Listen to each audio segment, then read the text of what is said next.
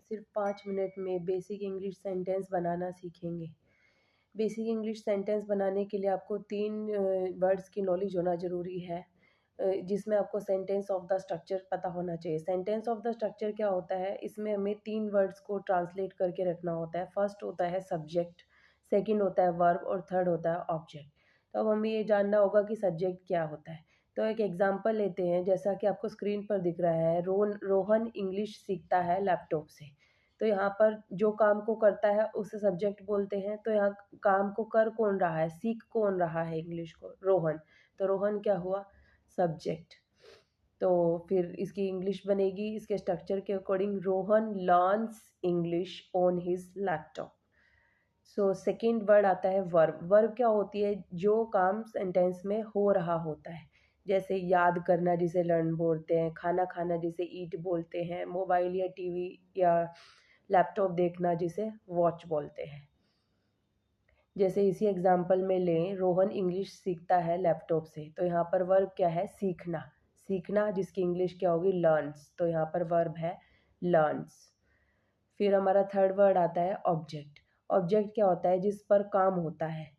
जैसे इसी same example में लें, रोहन इंग्लिश सीखता है लैपटॉप से। तो यहाँ पर रोहन इंग्लिश किस चीज़ से सीख रहा है, लैपटॉप से। तो यहाँ पर ऑब्जेक्ट क्या हुआ, लैपटॉप। तो हमें सबसे पहले कोई भी हिंदी का सेंटेंस इंग्लिश में बनाने के लिए सब्जेक्ट की इंग्लिश सबसे पहले रखनी होती है। तो यहाँ पर सब्जेक्ट रोहन था, तो सबसे पहले रोहन आया। उसके बाद हमें वर्ब की इंग्लिश बनानी होती है। अभी हमने पहचाना था जो काम हो रहा होता है, यहाँ पे सीख रहा है, सीख रहा है वर्ब है। तो उसके बाद दूसरे वर्ड की इंग्लिश आई, सीखने की इंग्लिश आई लर्न्स। उसके बाद तीसरा वर्ड है इसमें ऑब्जेक्ट, किस चीज़ का यूज़ करके उसने सीखी। तो वो सबसे एंड में आते हैं। या फिर हम ये भी बोल सकते हैं कि सब्जेक्ट लिखने के बाद फिर इंग्लिश में वर्ब लिखी जाती है। उसके बाद जितने भी वर्ड बच जाते हैं उनको रिमेनिंग को इंग्लिश में ट्रांसलेट करके रख दिया जाता है, जैसे इस सेंटेंस में किया गया है, Rohan learns English on his laptop. और ये ज़रूरी नहीं है कि हमेशा ऑब्जेक्ट भी होगा एक हिंदी के सेंटेंस में। बिना ऑब्जेक्ट के भी एक सेंटेंस हो सकता है जिसे हम इंग्लिश में बनाना हो सकता है। जैसे कि एक एग्जांपल देखिए, वो वीडियोस देखता है। तो इसकी इंग्लिश बनेगी,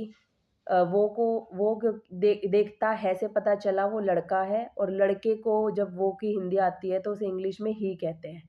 तो उसके बाद ही हो गया हमारा सब्जेक्ट। और अभी हमने पढ़ा सब्जेक्ट के बाद जो दूसरे नंबर पे आएगा वो आएगा वर्ब। वर्ब क्या है यहाँ पर, देखना।